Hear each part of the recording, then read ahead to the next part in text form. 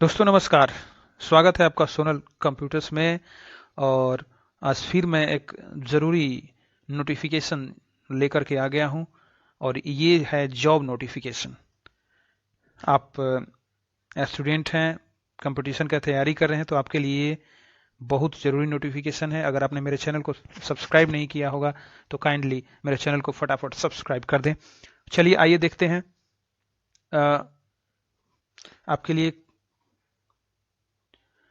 कौन सा ये जरूरी नोटिफिकेशन है। तो आपको बता दें कि पटना हाई कोर्ट जो है वहां पे एक वैकेंसी आई है पटना हाई कोर्ट में स्टेनोग्राफर का। ठीक है, पटना हाई कोर्ट में जो है एक वैकेंसी आई है स्टेनोग्राफर का। देखिए यहाँ पे स्टेनोग्राफर रिक्रूटमेंट एग्जामिनेशन 2022। और इसका फुल डिटेल, इसका पूरा डिटेल्स मैं इस पूरे वीडियो में बताऊंगा। और मेरे इस वीडियो को आप ज़रूर देखिएगा, लास्ट तक देखिएगा और इस फॉर्म को भरिएगा भी ज़रूर। आपको हमारे तरफ से यानी सोनल कंप्यूटर्स की तरफ से बहुत बहुत शुभकामनाएं। तो चलिए फुल डिटेल्स देख लेते हैं। एडवर्टीजमेंट नंबर पर जरूर ध्यान दीजिएगा। आपका ये एडवर्टीजमेंट नंबर है PHC/2022। ध्यान रखिएगा, पटना हाई कोर्ट PHC का फुल फॉर्म होता है। और बहुत ऐसे केसेस देखने को मिलते हैं कि कोई आज के डेट में फ्रॉजरी भी हो रही है, गलत नोटिफिकेशन निकाल करके बच्चों से पैसे ऐंठ लिए जाते हैं। तो इसीलिए आप इस विज्ञापन नंबर को, एडवर्टीजमेंट नंबर को जरूर नोट कर लीजिएगा। और भरते समय भी देखिएगा कि कहीं आप जालसाजी के शिकार तो नहीं हो रहे हैं। तो ये जो पब्लिकेशन आपको दिखने को मिला है तो वो 8 मार्च 2022 को नोटिफाइड किया गया है पटना हाई कोर्ट के द्वारा। और 8 मार्च 2022 से ये शुरुआत हुआ है। लास्ट डेट जो है इस फॉर्म को भरने का 29/3/2022 29 है। ये इसी मार्च में आपको 29 तारीख तक लास्ट डेट है। इसको फटाफट जो है आप ऑनलाइन फिल कर सकते हैं। और ऑनलाइन पेमेंट का जो है, ऑनलाइन फी पेमेंट आप कब तक कर सकेंगे, तो ये 31/3/2022 तक, यानी लास्ट जो मार्च होगा वो आप भर सकते हैं। डेट ऑफ ऑनलाइन एग्जामिनेशन अभी घोषित नहीं किया गया है और टू बी नोटिफाइड लेटर, यानी बाद में इस डेट को जो है बताया जाएगा कि कब एग्जामिनेशन होंगे। इसलिए आप पहले तो आप इस फॉर्म को भर लीजिए अगर आप एलिजिबल हैं। तो पूरा एलिजिबिलिटी मैं इस वीडियो में आपको बताऊंगा।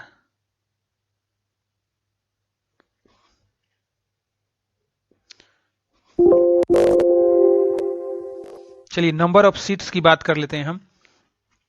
तो टोटल जो पोस्ट है वो 129 पोस्ट है, 129 पोस्ट है, जिसमें कि अनरिजर्व्ड यानी अनारक्षित जो सीट है वो 55 है, जिसमें 35% जो है हॉरिजॉन्टल आरक्षण है। आपको पता है हॉरिजॉन्टली रिजर्वेशन वुमेन के लिए हमारे यहाँ 35% है। तो उसको देखा जाए तो उसमें से 55 में से 18 पोस्ट जो है महिलाओं के लिए आरक्षित है। और एससी के लिए 21 पोस्ट आरक्षित है, जिसमें कि महिलाओं के लिए 8 है। 2 है शेड्यूल्ड ट्राइब के लिए, चूंकि 1% आरक्षण है एसटी के लिए, तो 100 पे एक पोस्ट है, तो 29 है, तो उसको 2 कर दिया गया है। महिलाओं के लिए कोई आरक्षण नहीं है। एक्सट्रीमली बैकवर्ड क्लास यानी ईबीसी के अंतर्गत जो भी कैंडिडेट आएंगे उनके लिए 23 सीट है, उसमें महिलाओं के लिए 9 सीट आरक्षित है। बैकवर्ड क्लास बीसी उनके लिए 15 सीट आरक्षित है, जिसमें 5 महिलाओं के लिए आरक्षित है। और इकोनॉमिकली वीकर सेक्शन यानी ईडब्ल्यूएस, किसी भी जाति से आते हैं, आर्थिक रूप से जो आरक्षण दिया गया था उसमें 13 ईडब्ल्यूएस के लिए है और 4 उसमें महिलाओं के लिए आरक्षित है। चलिए बात कर लेते हैं पे स्केल की। तो पे स्केल काफी खूबसूरत और डिसेंट है। आपका 25,500 से स्टार्टिंग है और 81,100 तक आपका जाएगा। और उसमें जो है अदर अलाउंस भी 7th पे कमीशन के अकॉर्डिंगली जो है वो जुड़ा होगा। तो बहुत ही अट्रैक्टिव सैलरी है, अट्रैक्टिव ये पेमेंट है आपका। अब एलिजिबिलिटी क्राइटेरिया मतलब क्या योग्यता होगी जो स्टेनोग्राफर की बहाली होने वाली है। तो ये सिटीजन ऑफ इंडिया होना चाहिए, भारत का नागरिक होना चाहिए। और भी बहुत सारे है उसको जूम करके आप पढ़ लीजिएगा, ठीक है। लेकिन भारत का वो नागरिक होना चाहिए। उसके बाद एज लिमिट की अगर बात करते हैं, क्या उम्र रखी गई है, किस ईयर तक के कैंडिडेट इसको भर सकते हैं, तो अनरिजर्व्ड कैटेगरी और ईडब्ल्यूएस के लिए ये 37 ईयर्स है आरक्षण। जिनको नहीं है मिला हुआ उनके लिए 37 ईयर्स, 37 यानी 37 वर्ष तक के कैंडिडेट इसको फॉर्म को फिल कर सकते हैं। और unreserved and EWS female, male के लिए ईडब्ल्यूएस के लिए 37 ईयर ही है, लेकिन ईडब्ल्यूएस और अनरिजर्व्ड भी आरक्षित महिला भी हैं तो उनके लिए 40 वर्ष आयु रखा गया है, 40 ईयर्स। बीसी और ईबीसी के लिए भी 40 साल महिला और पुरुष दोनों उम्मीदवारों के लिए। एससी एसटी के लिए 42 ईयर्स रखा गया, 5 साल जो है दिया जाता है इनको छूट उम्र में। और OH, unreserve, EWS, EBS, BC, SC ST ये 47 ईयर्स इनके लिए रखा गया है, ठीक है। एजुकेशनल क्वालिफिकेशंस की अगर हम बात करें तो मिनिमम एजुकेशनल क्वालिफिकेशन क्या है, तो the applicant must possess following essential education qualification: computer qualification for the post of stenographer as on 1 जनवरी 2022, यानी जो भी आपका एजुकेशनल क्वालिफिकेशन होगा 1 जनवरी 2022 तक जो है होना चाहिए, उसी दिन तक आपका एक्यूमुलेट किया जाएगा।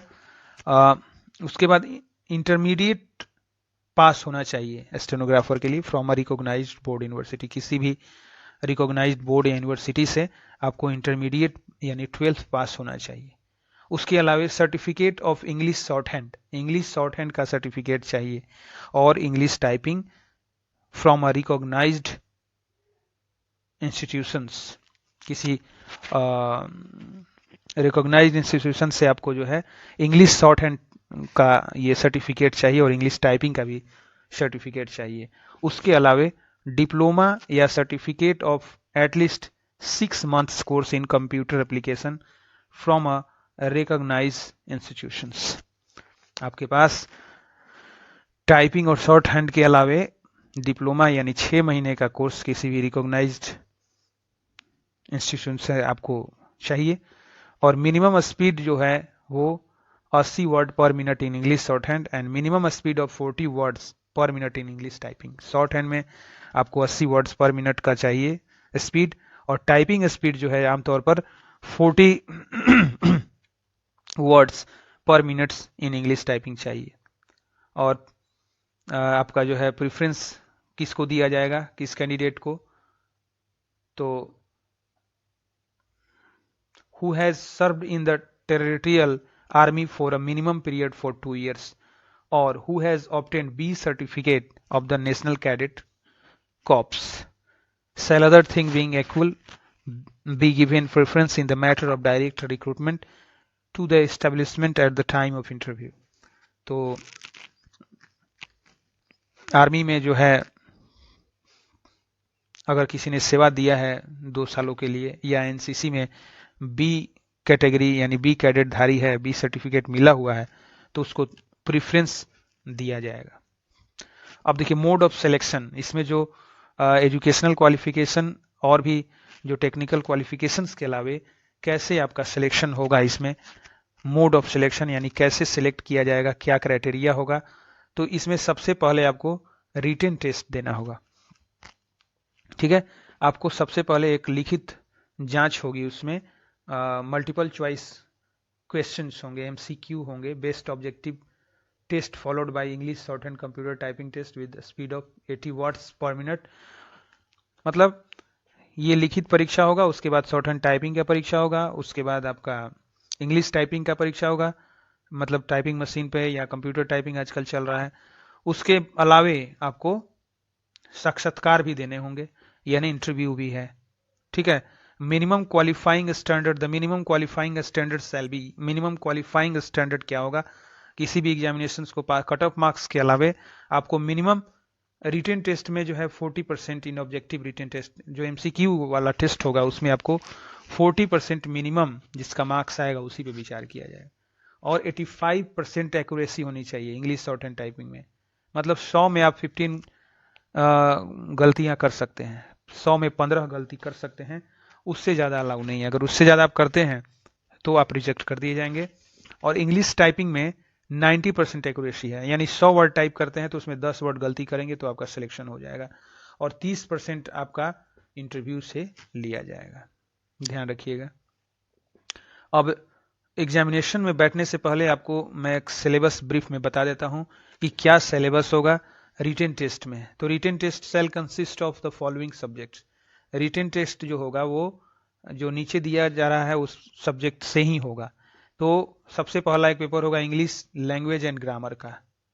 इसमें स्पॉट द एरर, जो एरर होता है किसी सेंटेंस में उसको स्पॉट करना है। फिल इन द ब्लैंक्स आएगा, कुछ भी हो सकता है, प्रीपोजिशन, टेंसेज, या कुछ भी आपका नाउन्स, एडजेक्टिव, जिस टाइप का फिल इन द ब्लैंक्स आ जाए।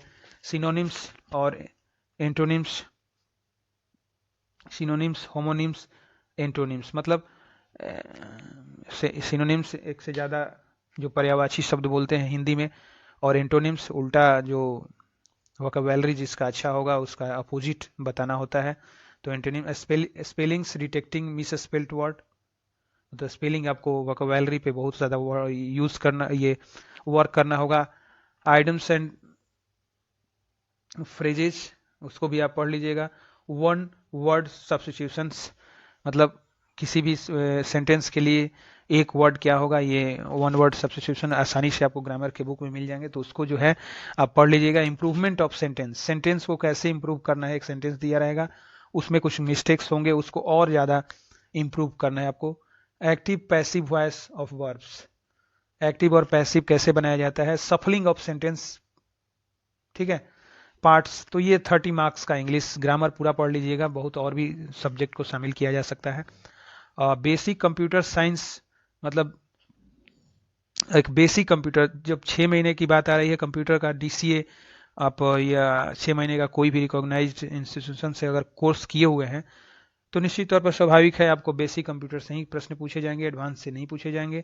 तो उसमें history of computers, fundamental of computer and terminology, बहुत फंडामेंटल पूछा जाएगा कंप्यूटर का, उससे जो टर्मिनोलॉजी यानी शब्द जो है इंपॉर्टेंट वगैरह, CPU क्या होता है, कीबोर्ड क्या है, माउस क्या है, बायोस क्या है, मतलब ऐसे बहुत सारे टर्मिनोलॉजी जो है, इनपुट आउटपुट डिवाइसेज, ये सब बहुत सारे टर्मिनोलॉजी शब्दों का ज्ञान होना चाहिए आपको। कंप्यूटर एब्रिविएशंस पूछा जाएगा, कंप्यूटर में एब्रिविएशंस मतलब उनका, जैसे CPU है तो उसका फुल फॉर्म क्या होगा, ठीक है, आपका VDU है मतलब विजुअल डिस्प्ले यूनिट, तो इस टाइप से उनका फुल फॉर्म पूछा जा सकता है। Basic of hardware and software, hardware और सॉफ्टवेयर का बेसिक पूछा जाएगा। कीबोर्ड शॉर्टकट्स पूछा जाएगा, MS Word, Excel, PowerPoint का नॉलेज होना चाहिए आपको। Operating system basic, operating system का जो बेसिक है वो पूछा जाएगा। Basic functionalities of MS Office, Word, Excel and PowerPoint. तो MS वर्ड और एक्सेल, पावर पॉइंट का आपको नॉलेज होना चाहिए। किसी भी इंस्टीट्यूशन से जाकर के आप कंप्यूटर का ज्ञान ले लेंगे, अगर होगा तो उसको रिवाइज करेंगे। Internet terms and services, internet में जो टर्म्स शब्द जो यूज किए जाते हैं, जैसे ब्राउजर हो गया, www क्या होता है, HTTP क्या होता है, तो ये सारे लैन वैन, ये सब सारे चीज़ जो हैं, होम पेज क्या होता है, वेब पेज क्या होता है, कुकीज़ क्या होता है, मतलब इंटरनेट से रिलेटेड जितने भी टर्म्स हैं उनके बारे में आप पढ़ लीजिएगा। Networking and communication, security tools and viruses, तो ये सारे कंप्यूटर से आएंगे।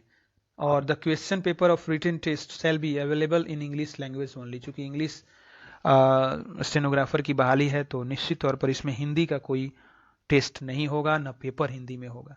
और there shall not be negative marking for incorrect answer in written test. तो जो भी एग्जाम देने वाले हैं उनके लिए गुड न्यूज़ ये है कि इसमें निगेटिव मार्किंग नहीं है। आप ऐसे क्वेश्चन को भी टच कर सकते हैं जिसपे कि आपको 100% भरोसा नहीं है, निगेटिव मार्किंग इसमें नहीं है। रही बात एग्जामिनेशन फी की, तो unreserved BC, EBC, EWS candidates के लिए 1000 रुपये फी रखा गया। BC हैं, EBC हैं, EWS कैंडिडेट हैं, अनारक्षित कैंडिडेट हैं तो उनको 1000 रुपये ऑनलाइन पेमेंट करना होगा। SC ST और OH कैंडिडेट्स यानी जो ऑर्थोपेडिकली हैंडीकैप्ड हैं या किसी तरह का उनको विकार है तो 500 रुपीज़ उनको पेड करने होंगे, ये ऑनलाइन ही पेड करना होगा। एग्जामिनेशन सेंटर की बात करें तो एग्जामिनेशन सेंटर सिर्फ 3 जगहों पर, ये पटना, मुजफ्फरपुर और पूर्णिया। फॉर्म भरते समय आपको ये तीनों सेंटर ही चूज करने होंगे और यहीं पे एग्जामिनेशंस होंगे। तो इस तरह से ये मैंने वीडियो आपको बनाया, बहुत ही इम्पॉर्टेंट नोटिफिकेशन, ऐसे ही नोटिफिकेशन मैं हमेशा लेकर आता रहता हूँ। तो इसीलिए सोनल कंप्यूटर्स को जो है, मेरे चैनल को आप सब्सक्राइब ज़रूर कर लेंगे और बहुत जल्द, आज या कल में ही, मैं कैसे ऑनलाइन एप्लीकेशन सबमिट करेंगे ये स्टेनोग्राफर के लिए, मैं उस पर भी एक वीडियो लेकर के आऊँगा। मेरे चैनल को सब्सक्राइब ज़रूर कर दीजिएगा। धन्यवाद।